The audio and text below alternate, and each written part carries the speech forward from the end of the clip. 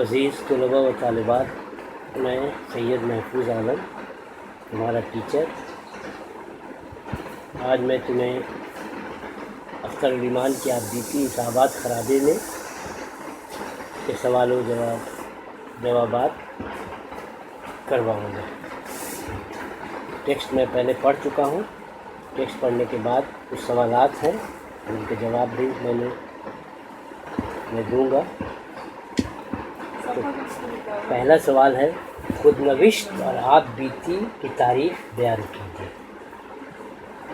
خود نوشت یا آپ بیتی کا مطلب ہے اپنی تحریر میں زندگی کا حال بیان کرنا۔ خود نوشت میں پوری زندگی کے واقعات بھی آ سکتے ہیں یا زندگی کے کسی خاص واقعہ کو بھی بیان کیا جا سکتا ہے۔ خود نوشت کیوں لکھی جاتی ہے؟ اس لیے لکھی جاتی ہے کہ لکھنے والا اپنے قاری یا پڑھنے والے کو یہ بتانا چاہتا ہے کہ اس نے زندگی یا دنیا کو کس نظریے یا کس زاویے سے دیکھا۔ خود نوشت یا آپ بیتی میں سچائی کا دامن ہاتھ سے نہیں چھوٹنا چاہیے۔ دوسروں کے واقعات بھی مرچ مسالے لگا کر بیان نہ کیے جائیں، بلکہ اس میں سچائی ہو، ایمانداری ہو، جو دیکھی باتیں ہوں اسے ہی بیان کیا جائے،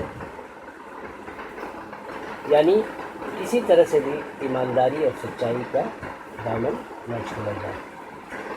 آپ بیتی کی یہی تعریف ہے، خود نوشت کی یہی تعریف ہے۔ دوسرا سوال ہے، اختر الایمان کسی ایک طرح کی تعلیم پر کیوں نہ جم سکے؟ یہ بھی ایک اچھا سوال ہے۔ اختر الایمان کے والد جو ہیں پیشے کے اعتبار سے امام تھے، اسی مسجد میں امامت کر لیا اور اسی مسجد سے وابستہ مدرسے میں بچوں کو پڑھا لیا۔ اسی میں اختر الایمان کی بھی پڑھائی ہونے لگتی تھی۔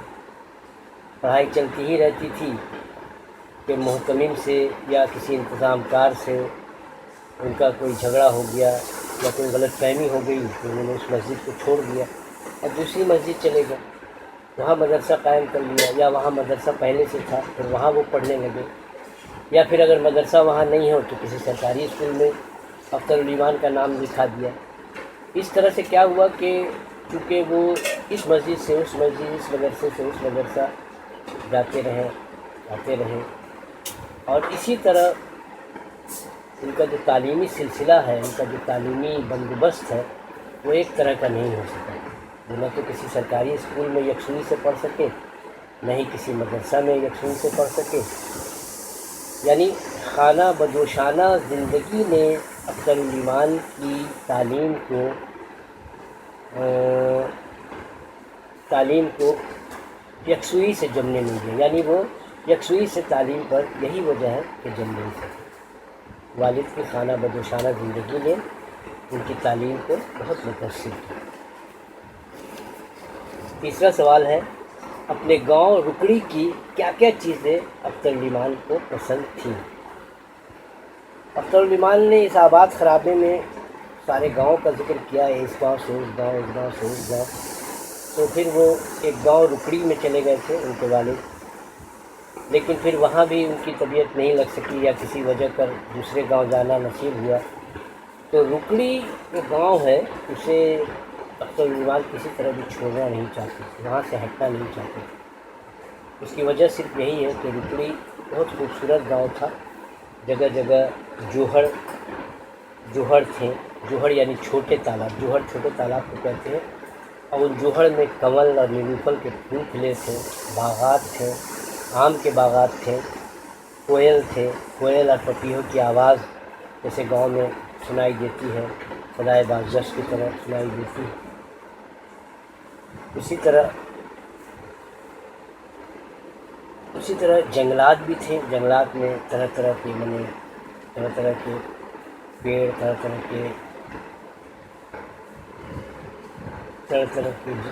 کے جانور بھی تھے، خاص کر کے ہرن دوڑتے نظر آتے تھے، اور یہاں کے مناظر انہیں بہت پسند تھے، اس لیے وہ رکڑی گاؤں کو چھوڑنا نہیں چاہتے، اور رکڑی گاؤں کی یہی چیزیں انہیں بہت پسند تھیں، یہاں کے مناظر بہت پسند تھے۔ اور چوتھا سوال ہے، مدرسہ میں رہنے والی بچی لالی کے ساتھ कौन सा वाक़या पेश आया। किसी गांव के मदरसा में जब वो पढ़ा रहे थे तो एक बच्ची लाली नाम की, किसी गरीब आदमी की लाली नाम की एक 4 साल या 5 साल बच्ची भी पढ़ने आती थी। तो वहाँ इंतज़ाम ऐसा था कि क़याम और ताम दोनों का था, बच्चे पढ़ते भी थे और वहीं रहते भी थे। रांचे लाली भी उन बच्चों के साथ रहती, छोटी बच्ची थी। तो अचानक एक दिन ऐसा हुआ कि लाली गायब पाई गई। सब बच्चे थे, लाली नहीं थी। सुबह सुबह लोग लड़के जो है लाली को तलाश करने निकल गए। कोई इधर भागा, कोई उधर भागा, कोई जंगल की तरफ भी गया, लेकिन लाली कहीं नहीं मिली। फिर क्या हुआ कि कुछ बच्चे जो है भटक के बाहर दौड़े तो देखा खून में लथपथ जो है लाली के कपड़े और आगे चलकर उसकी खोपड़ी में, यानी समझ में ये बात आई कि लाली को किसी जानवर उठा के ले गया और उसे लकड़ी को हिला कर खा गया। तो ले कौन गया था? हाँ, लकड़भग्गा उठा कर ले गया था। लकड़भग्गा भी दरिंदा है, दरिंदा जानवर है जो कुत्ते की शक्ल होता है, भेड़िए किससे भी उसकी मुशाबत होती है, थोड़ा लंबे कद का। वही लाली को मैंने अकेला पाकर उठा कर ले गया रात को सोते में और उसे लाद कर डाला और इस तरह से लाली की लाश मिली। और लाली जो है, लाली तो नहीं मिली, लाली की खोपड़ी और लाली के कपड़े जो है खून आलूद कपड़े मिले। ये 4 सवालात थे, अहम सवालात, जिसे मैंने आप लोगों को समझाया, जवाब दिया। अब इसमें कुछ मुश्किल अल्फाज भी हैं।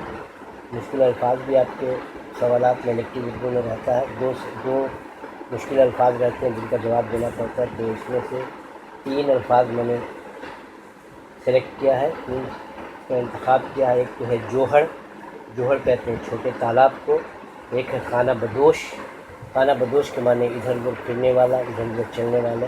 खाना के माने घर, अदोश के माने कंधा, अब्बा के माने पर, यानी वो आदमी जो घर को अपने कंधे पर लिए चले। तो कौन लेगा? जो इधर से उधर जाता हो, यहाँ से वहाँ, वहाँ से यहाँ, उसे खाना बदोश कहते हैं। उसके बाद एक लफ्ज़ है आसीब, आसीब के माने भूत, भूत परीत कहते हैं, भूत परीत को आसीब कहते हैं। हमें याद होगा कि मैंने इसाबात ख़राबे में अख्तर नुमान ने ये भी जिक्र किया है कि वो मैंने जहाँ रहते थे उस गाँव में, तो उस गाँव में जो है वो मैंने कहा जाता था कि आसीबी साया है, इसलिए उनका छोटा भाई जो है अरशद, 3 साल का भाई जो है वो मर गया था वहाँ आसिफ की वजह से या क्या वजह से, इसलिए आसिफ का भी जिक्र आया है। आज के लिए यही काफ़ी है। और यहाँ पर हम मैंने इसाबात ख़राबे आप बीती को ख़त्म करते हैं और इसमें कुछ बाकी नहीं रहा। अब इंशाअल्लाह दूसरे सबक में दूसरा कोई चैप्टर शुरू करेंगे। खुदा हाफ़िज़, शुक्रिया।